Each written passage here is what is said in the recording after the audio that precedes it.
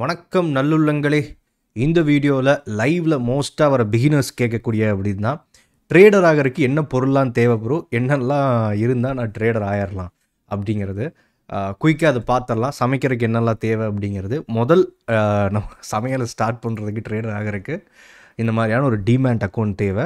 எத்தனை demat account open பண்ணலாம், எவ்வளோ வேணால் நீங்கள் ஓப்பன் பண்ணிக்கலாம். என்கிட்ட நிறையா இருக்குது, செக் பண்ணி பார்க்குறதுக்கு நல்லா நிறைய டிமேட் ஓப்பன் பண்ணுவேன், அப்புறம் அதை அப்படியே விட்டுருவேன். இப்போ நான் மோஸ்ட்டாக யூஸ் பண்ணுறது ஒரு 2 புரோக்கர் முதல் தான் யூஸ் பண்ணுறேன். இன்னொரு புரோக்கர் இருக்குது. அதான் இதில் நீங்கள் தென் நீங்கள் காசு ஆட் பண்ணிட வேண்டியதான். விட்ரா கொடுத்தீங்கன்னா நெக்ஸ்ட் டே மோஸ்ட்டாக விட்ரா ஆகிடும். சரியா? அதான் எவ்வளோ வேணால் காசு ஆட் பண்ணிக்கலாம், அதெல்லாம் எந்த பிரச்சனையும் கிடையாது.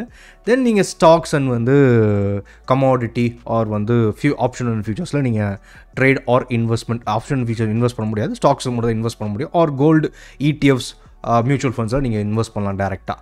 ஓகே, தென் நீங்கள் ஒரு அக்கௌண்ட் ஓப்பன் பண்ணிட்டீங்க அப்படின்னா பேசிக் திங்ஸ் அவங்க கேட்பாங்க, நீங்கள் கொடுத்தா போதுமானது.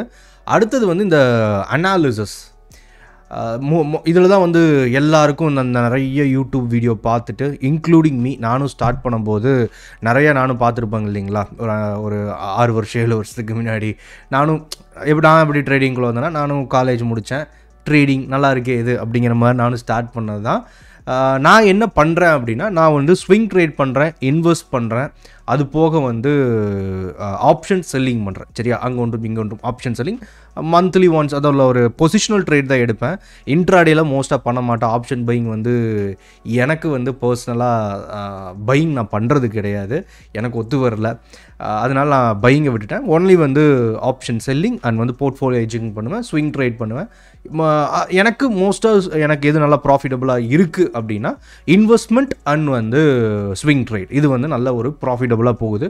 ஆப்ஷன் செல்லிங் ப்ராஃபிட் டபுளாக இருக்கும். ஆனால் இன்வெஸ்ட்மெண்ட் ஸ்விங் ட்ரேடில் நான் மோஸ்ட்டாக பெரிய ட்ரா டவுன்லாம் பார்த்தது கிடையாது, உடனே பெரிய லாஸ் அந்த மாதிரிலாம் பண்ணது கிடையாது. Including swing trade. அதாவது ஸ்விங் ட்ரேட்னா 15 நாள் 30 நாள் 3 மாதம் அந்த மாதிரி ட்ரேட் எடுத்து வைக்கிறதுல நான் ஆப்ஷன் செல்லிங் டிபெண்ட்ஸ். அது நம்ம டிசிஷனை பொறுத்து இருக்குது. ஒரு மந்த் நல்லா போகும், வீக்ஸை பொறுத்து இருக்குது, அதனால் டிபெண்ட்ஸ். அதை தண்ணி வச்சுருவோம். தென் அதான் நம்ம பார்த்துட்டோம் அப்படின்னா இதுதான் நான் பண்ணிக்கிட்டு இருக்கேன். நான் எது ப்ரோ ப்ராஃபிட்டபுள் நீங்கள் கேட்டிங்கன்னா, அதை மார்க்கெட்டுக்குள்ளே நம்ம ஃபஸ்ட்டு நீங்கள் ஒரு அனாலிசிஸ் என்ன பண்ணுறீங்கன்னு முடிவு பண்ணுறீங்கன்னா, எந்த அனாலிசிஸ் உங்களுக்கு செட் ஆகும் முடிவு பண்ணணும். நீங்கள் நிறைய யூடியூப்பில் தெரிஞ்சிங்கன்னா, யூடியூப் வீடியோவில் அந்த ஸ்ட்ராட்டஜி இந்த ஸ்ட்ராட்டஜி எல்லாம் போட்டிருப்பாங்க. எல்லா ஸ்ட்ராட்டஜியுமே ப்ராஃபிட் தரும் ப்ரோ. இது கற்றுக்கிட்டோம்னா நம்ம ப்ராஃபிட் பண்ணிடலாம். அந்த மாதிரி மந்திரப்பொடியில் ஒன்றுமே கிடையாது. சரியா? இந்த மந்திரத்தை கற்றுக்கிட்டா நாளையிலேருந்து எனக்கு ப்ராஃபிட் இந்த வீடியோ பார்த்துட்டு போயிட்டு பண்ணிடலாம் அப்படிங்கிற மைண்ட் செட்டில் இருக்காதீங்க. சரியா? எல்லா ஸ்ட்ராட்டஜியும் நீங்கள் ₹1 காயின் எடுத்து ஹெட் ஆர் டைல், ஹெட் விழுந்தால் பை, டெயில் விழுந்தால் செல். சரியா? அப்படிங்கிற ஸ்ட்ராட்டஜி, இதுதான் ஸ்ட்ராட்டஜி நீங்கள் எடுத்திங்கன்னா அது கூட உங்களுக்கு காயின் கூட ப்ராஃபிட் பண்ணி தரும். 50-50 தான் அதோட ப்ராபபிலிட்டி. சரியா? நீங்கள் எனி அனலைசிஸ் யூஸ் பண்ணும்போது உங்கள் ப்ராபபிலிட்டி 70 to 90% அவ்வளோதான் இருக்கும். சரியா? 70லிருந்து 80%. இப்போ அது டிபெண்ட்ஸ். உங்களோட அந்த ட்ரெண்டிங் ப்ரெடிக்ஷன் நல்லா இருக்குன்னா அது 90% உங்கள் அக்யூரசி போகலாம். சம்டைம்ஸ் 70% சுருங்கும். அதில் தான் இந்த ப்ராஃபிட் அண்ட் லாஸுங்கிறது மிக்ஸ்டாக பண்ணுறது. இந்த ப்ராஃபிட்டபிள் ட்ரேடராக இருக்கிறது இல்லை லாஸுக்கு போகிறது அவங்களோட தனி திறமையில் மட்டும்தான் இருக்குது. இந்த ஸ்ட்ராட்டஜி ப்ராஃபிட் தந்துடும், இண்டிகேட்டர் ப்ராஃபிட் தந்துருங்கிறதுலாம் ஒன்றுமே கிடையாது. நான் இது எக்ஸ்பீரியன்ஸில் அடி வாங்கி கற்றுக்கிட்டது. சரியா? இதை கற்றுக்கிட்டா இது கற்றுக்கிட்டா நம்ம ப்ராஃபிட் பண்ணிடலாம் போல இருக்குது, இதை புரிஞ்சுக்கிட்டா அந்த மாதிரிலாம் இல்லை. எல்லாம் நல்லா போடும். நான் இந்த ஸ்கிரிப்ட் எதை பேஸ் பண்ணி அனலைஸ் பண்ணுறேன் அப்படின்னா, இதில் மேனுவல் அண்ட் ஆட்டோமேட்டட் அனாலிசிஸ் இருக்குது. ஆட்டோமேட்டட்னா இந்த இண்டிகேட்டர் போடுவாங்க, தென் லெவல்ஸ் அதுவே கொடுத்துரும். இந்த சார்ட்டில் நீங்கள் ஒரு ரெடி பண்ணிட்டீங்க இண்டிகேட்டர் மாதிரியான விஷயங்களை பண்ணிட்டீங்கன்னா ஒரு ஸ்ட்ராட்டஜியில் இருக்கும். அது நம்பர்ஸ் ஆவரேஜாக இருக்கலாம், ஆவரேஜ் நம்பர்ஸாக இருக்கலாம், ஆர் ஏதாவது ஃபார்முலாஸாக இருக்கலாம். அது போனால் ஆட்டோமேட்டிக்காக லெவல்ஸ் அதுவே தரும். ஆட்டோமேட்டட் ட்ரேடும் பண்ண கொடுத்துடலாம் அதை வச்சுட்டு. ஆர் நீங்களே மேனுவலாக அனலைஸ் பண்ணி மேனுவலாக ட்ரேட் பண்ணுறது. நான் அதை தான் பண்ணுறது. நான் இண்டிகேட்டர்ஸ் யூஸ் பண்ணுறது கிடையாது. இந்த சார்ட்டை யூஸ் பண்ணி ப்ரைஸ் ஆக்ஷன் மெத்தட்னு சொல்லுவாங்க. தென் அதில் இன்னும் நிறைய இருக்குது.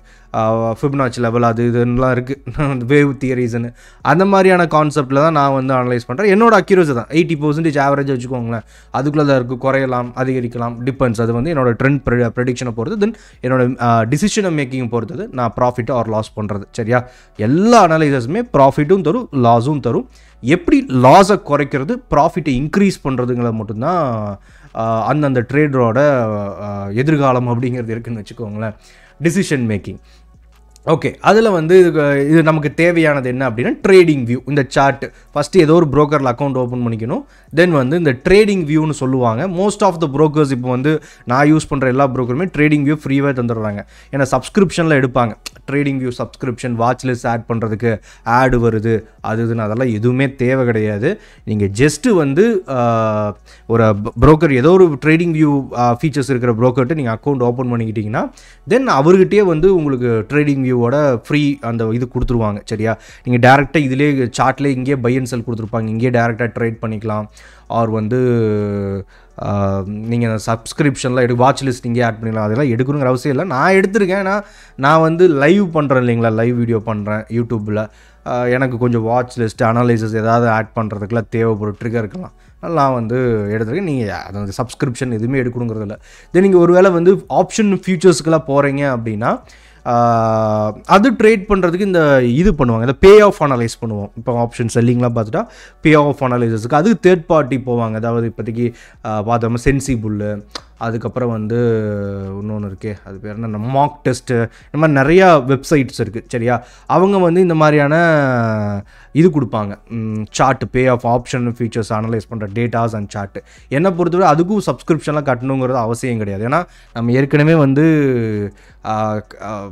அதாவது மார்க்கெட்டில் இருந்து ப்ராஃபிட்டை எடுத்து அந்த மந்த்தை ப்ராஃபிட்டபுளாக முடிக்கிறது கொஞ்சம் ஏற்கனவே கஷ்டமான காரியமாக இருக்கும்போது நம்ம கூடுதலாக வந்து மந்த் அண்ட் மந்த்து வந்து இந்த மாதிரியான சப்ஸ்கிரிப்ஷன்லாம், ஏன்னா லைவில் கேட்பாங்க ப்ரோ இந்த சப்ஸ்கிரிப்ஷன் எடுக்கட்டா அந்த சப்ஸ்கிரிப்ஷன் எடுக்கட்டான்னு. இதெல்லாம் இயர்லி பார்த்துட்டிங்கன்னு வச்சுக்கோங்களேன், அதுவே உங்களுக்கு வந்து ஒரு 25,000 வந்துன்னு வச்சுக்கோங்க சப்ஸ்கிரிப்ஷனு. அதுபோக ப்ரோக்கர் எப்படியோ ப்ரோக்கிங் வந்து நீங்கள் வந்து ஒரு 15 ரூபா கட்டிடலாம். கரெக்டாக? கிட்டத்தட்ட அதுவே 40 ரூபா வந்துருச்சு. சில பேர் முக்கால்வாசி ரீட்டைல் ட்ரேடரோட கேபிட்டல் எவ்வளோ அப்படின்னா 1 லேக்கை தாண்டாது. அப்படிங்கும்போது வருஷமே வந்து 40,000 ரூபா வந்து இது மாதிரியான செலவுகளுக்கு போயிடுனா அதுபோக டேக்ஸ் வேறு வந்துடும், கவர்மெண்ட் டேக்ஸு. கரெக்டாக? அதனால் இதெல்லாம் எதுவும் பண்ணாதீங்க. 1 லட்ச ரூபா 1.5 லட்ச ரூபா வச்சுருக்கிறவங்க ஃபுல் டைமாக ட்ரேடாக எடுத்துக்கலாமானா அவசியம் கிடையாது. நீங்கள் இது ஒரு செகண்டரி பிஸ்னஸாக யோசிங்க. அதான் எப்போவுமே ஒரு நல்ல விஷயமா இருக்கும். ப்ராஃபிட் வந்து ரீஇன்வெஸ்ட் பண்ணுங்கள். விட்ரா உடனே போட்டு செலவு பண்ணுறது அந்த மாதிரி விஷயங்களை வச்சுக்காதீங்க. நான் வந்து இப்போ ஸ்விங் ட்ரேடில் ப்ராஃபிட் பண்ணுறேன், ஒரு ஆப்ஷன் செல்லிங்கில் வந்து ஒரு இந்த மந்த் ப்ராஃபிட் வருதுன்னா நான் என்ன பண்ணுவேன்னா லிக்விட் பீஸாவோ இல்லை வந்து இடிஎஃப்ஸாவோ ஒரு ஸ்டாக்காவோ வாங்கி வைப்பேன். மார்க்கெட் செல்லினா அதை நான் வந்து பாண்டில் கூட போட்டு வச்சுருவேன். சரியா? இந்த மாதிரியான விஷயங்களில் ரீஇன்வெஸ்ட் பண்ணுங்கள். அப்போ தான் வந்து காம்பவுண்டிங்கில் லாங் டேர்முக்கு நம்மளால் ஒரு 3 இயர்ஸ் 5 இயர்ஸில் போர்ட்ஃபோலியோ இன்னும் சூப்பராக வரும். சரியா? எனக்கு ஸ்டார்டிங்கில் இந்த மாதிரியான யூடியூப் வீடியோஸில் இதை சொல்லித்தரக்கு யாரும் இல்லை. ஏன்னா நான் வந்து ஸ்டார்டிங்கை பார்த்தபோது இண்டிகேட்டர் அது இதுன்னு எல்லாருமே ஏன்னா நமக்கு ஒன்றும் தெரியாது இல்லைங்களா, புதுசாக வரும்போது அந்த மாதிரி தான் போவோம். தென் வந்து இது ஒர்க் ஆகலை அது ஒர்க் ஆகலன்னு ஜம்ப் பண்ணிக்கிட்டே இருப்போம். ஈக்விட்டியில் ட்ரேட் பண்ணுவோம், ஆப்ஷனு, இண்டெக்ஸு, கமாடிட்டி போவோம், ஃபாரெக்ஸ் போவோம், ஜம்ப் பண்ணிக்கிட்டே இருப்போம். அனலைசிஸ்லேயும் சரி, மார்க்கெட்டும் சரி, கடைசி வரையும் வந்து ஒரு இடத்துல செட்டில் ஆக மாட்டோம். ஆனால் நம்ம வந்து ரொம்ப சிம்பிளான கேண்டில் ஸ்டிக் அனாலிசிஸ் இருக்குது, அதை யூஸ் பண்ணாலே ஓரளவுக்கு நல்ல நிதானமாக இருக்கீங்கன்னா மார்க்கெட்டில் அது ரொம்ப முக்கியமானது இருக்கும். அப்படின்னா ஸ்விங் ட்ரேட்லேயே நல்லா ப்ராஃபிட் பண்ணலாம். சரியா? நல்ல ஒரு கேபிட்டல் வச்சுக்கிட்டீங்க அப்படின்னா ஸ்விங் ட்ரேட்ஸே உங்களுக்கு நல்ல ப்ராஃபிட்டபிலிட்டியாக இருக்கும். இது லைவில் நிறைய முறை பேசியிருக்கேன். அண்ட் ஸ்விங் ட்ரேடை பற்றி வீடியோஸும் போட்டிருக்கேன், பார்க்கலாம் பாருங்கள்.